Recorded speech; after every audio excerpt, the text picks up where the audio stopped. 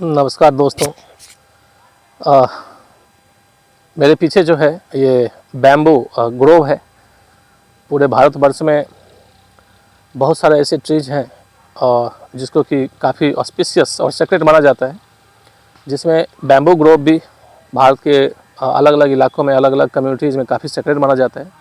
और इस जगह पे बचपन में मैं काफ़ी खेला कूदा, बड़ा हुआ यहीं से।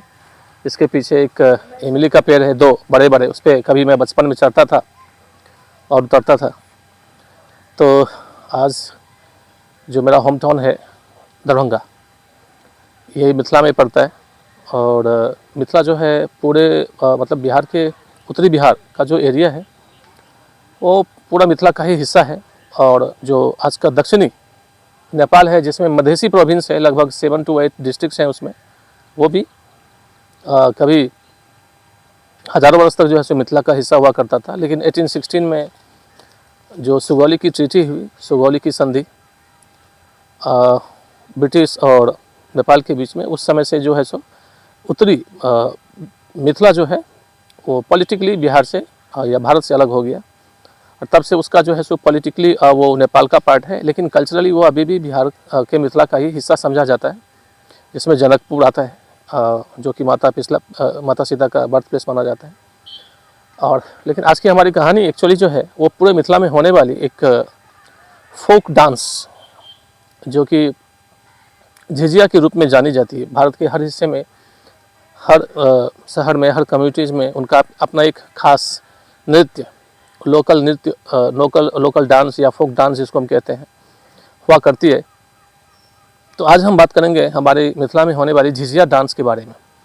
कहते हैं जो झिझिया डांस है, इसका जो लीजेंड है, स्टोरी है, वो ऐसा है कि एक बार किसी ज़माने में चित्रसेन नाम के एक राजा हुआ करते थे।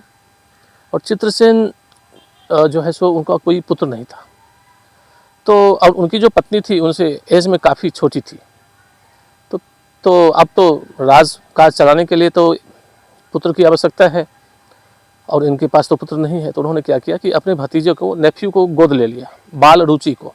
और कहते हैं उनकी जो पत्नी थी, जो उनसे काफ़ी छोटी थी एज में, वो बाल रुचि पे कहीं ना कहीं मोहित हो गई थी, उसके रूप से, उसके सौंदर्य से। और वो काफ़ी कोशिश करती थी कि उसको रिझाने की, लेकिन बाल रुचि जो है सो टस से मस नहीं हुआ। और तो इस वजह से जो रानी है, कहते हैं कि वो एक मैंने ब्लैक मैजिक भी जानती थी।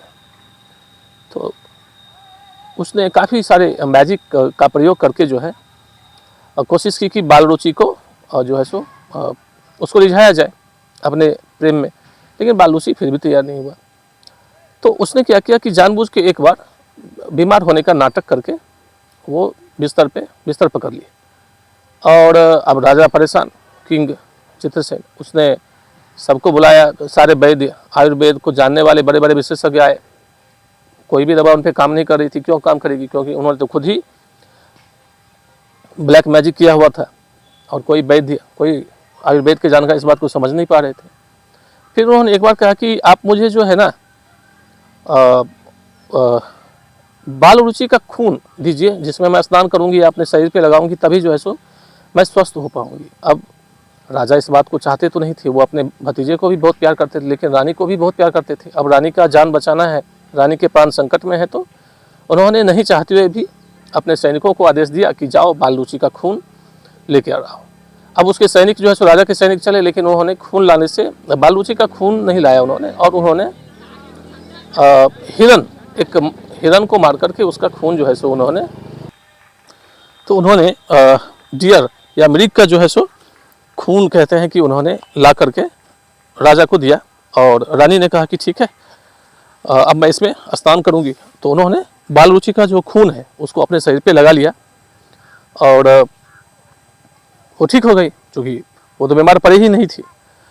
अब जो बाल रुचि है, सैनिकों ने उसको एक जंगल में ले जा करके छोड़ दिया था, और उसके बदले में एक हिरन को या मृग को मार करके उसका खून ले आया था। तो अब वो भूखा प्यासा जंगल में भटक रहा था बाल रुचि। तो किसी एक बूढ़ी महिला ने उसके स्थिति पे तरस खा करके उसको कहा कि ठीक है, तुम मेरे साथ चलो, तुम मेरे साथ में रहना। उन्होंने उसको खाना पीना भी दिया, बालूची गया, उसके साथ रहने लग गए।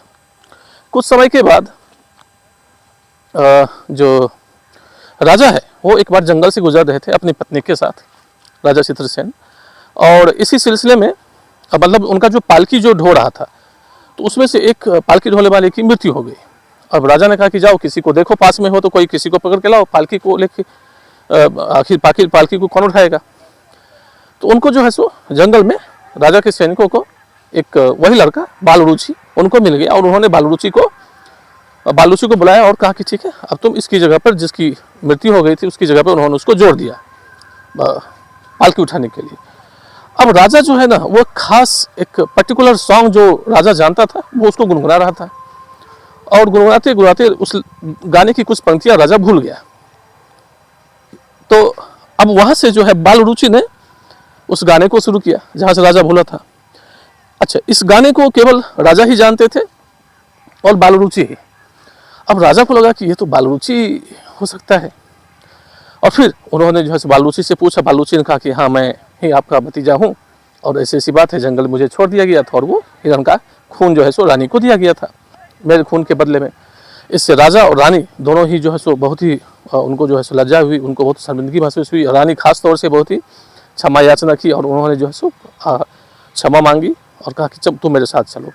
लेकिन बालूची जिसके साथ में रहता था वो खुद भी एक ब्लैक मैजिशियन थी, विच थी, कहते वो एक डाइन थी, और इस वजह से वो तो ले जाने नहीं देगी बालूची को। तो रानी भी जो है सो ब्लैक मैजिक जानती थी, तो अब दोनों में ब्लैक मैजिक फाइट स्टार्ट हुआ, और इस ब्लैक मैजिक फाइट में फाइनली जो है सो रानी जीत गई और बालूची को अपना घर ले आई। और फिर राजकाज में जो है सो बालूची को जो भी राजा को सौंपना था उन्होंने राजा ने उनको सौंप दिया।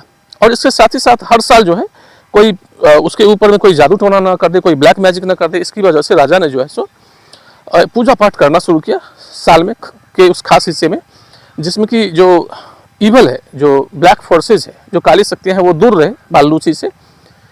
और इसको देखते देखते जो लोग थे, जो कॉमन फोक थे, जो प्रजाजन थे, उन्होंने भी जो है सो अपने संतान और पूरे समाज और पूरे गांव की रक्षा करने के लिए उन्होंने जो है सो इस पूजा पाठ को शुरू किया। और फिर धीरे धीरे ये जो है सो एक fully developed community folk dance और उसमें गाना, ये सब जो है सो उसमें धीरे धीरे समाहित होता चला गया। और कहते हैं कि जो ये जो झिझिया डांस है ये दुर्गा पूजा में, आश्विन महीने में जो दुर्गा पूजा आता है उसमें जो महिलाएं हैं 5 से लेकर के 15 के बीच में जो है सो महिलाएं होती हैं, और वो चारों तरफ घूमती हैं, अपने सर पे जो है सो एक घड़ा रखती है जिसमें कई सारे होल्स होते हैं, और उस घड़े के बीच में वो रखती हैं दिया, जलता हुआ दिया रखती है। कहते हैं कि और फिर वो दिए को लेकर के जो घूमती रहती है, रोटेट करती है। और ये कहा जाता है कि जो विच है, जो डाइन है, जो ब्लैक फोर्स है, अगर उस घड़े में जितने भी होल्स हैं अगर वो काउंट कर लेती है तो जिस लड़की के सर पे वो घड़ा है और उसके घड़े के जितने भी होल्स हैं अगर वो काउंट कर लेती है वो विच, तो उस लड़की की इंस्टेंटली वहीं पर में डेथ हो जाती है। तो ये जो रोटेशन होता है वो इस ढंग से वो रोटेट करते हैं जिससे कि उनको पता ही ना चले कि कितने उसमें होल हैं। झीझ जो है, झीझ का मतलब होता है जो दिया जब टिमटिमाती है तो उसकी टिमटिमाहट को झीझ बोलते हैं, झीझ, और इसी वजह से इसका नाम झिझिया पड़ा। और बेसिकली ये मदर गॉडेस माँ दुर्गा भवानी को समर्पित है ये गाना। और चूँकि जो घट स्थापना या कलश स्थापना जिसको कहते हैं, दुर्गा पूजा के दिन पहले दिन कलश स्थापना या घट स्थापना होती है, उसके मतलब उस दिन से लेकर के विजयादशमी के दिन तक 10 दिनों तक जो है सो महिलाएं इस को परफॉर्म करती है और माँ भवानी से आशीर्वाद मांगती है। तो एक तरह से ये जो है सो विक्ट्री ओवर इवल स्पिरिट्स या इवल फोर्सेस भी माना जाता है इसको, बुराई पर में अच्छाई का जीत। और इसमें ब्रह्म बाबा की भी पूजा की जाती है। कहते हैं कि हर गांव में एक पीपल या बरगद का एक पेड़ होता है जिसको कि कंसीडर किया जाता है कि ये ब्रह्म बाबा का स्थान है। और ब्रह्म बाबा के बारे में भी एक कहानी प्रचलित है मिथिला में। कहते हैं कि जो भी ब्राह्मण लड़का जिसका उपनयन हो जाता है और उपनयन के बाद अगर उसकी मृत्यु हो जाए शादी से पहले, तो वो ब्रह्म बाबा बन जाता है और वो उस पूरे गांव की रक्षा करता है ब्लैक फोर्सेस से, ब्लैक मैजिक से। तो ब्रह्म बाबा का हर गांव में जो है सो एक हमें जो है सो समर्पित एक स्थान, एक मंदिर मिलता है। वो चाहे पीपल के रूप में हो, चाहे बरगद के रूप में। और आजकल तो लोग जो एक स्ट्रक्चर है वो भी बना करके, ब्रह्म बाबा का स्ट्रक्चर बना करके पीपल के पेड़ के नीचे उसकी पूजा करते हैं। तो इसको जो है सो झिझिया को लोकली जो है सो काफ़ी इसको एक मान्यता मिली हुई है। और इस दिन जो है सो विजयादशमी के दिन इसकी जो है सो लोग परफॉर्म करते हैं झिझिया को। और यही है झिझिया की स्टोरी। तो जय ब्रह्म बाबा की। और उसमें एक झिझिया में एक स्टोरी के साथ साथ उसमें मैं एक बात और जोड़ दूँ कि कहते हैं कि जो गीत है ब्रह्म बाबा को समर्पित है, ब्रह्म बाबा झिझिया बने लिए हो, ब्रह्म बाबा झिझिया बने लिए हो, ब्रह्म बाबा झिझिया पर होइयो सवार, ब्रह्म बाबा झिझिया बने लिए हो। तो जय झिझिया, जय दुर्गा मैया।